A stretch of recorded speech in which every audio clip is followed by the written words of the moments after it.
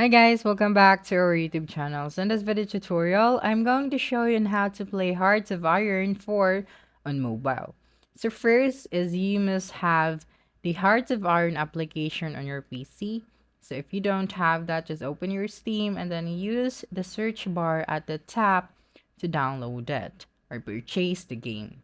So just type out Hearts of Stone and then select this one, and then when you scroll down, you would be able to see the add to cart option as well as the price of the game. So just click on the add to cart and then purchase this for yourself or purchase this as a gift. So I will be purchasing this for myself. After that, choose your payment method and then type out your payment information. Okay, so right after that, you will then just have to go to your library after purchasing the game.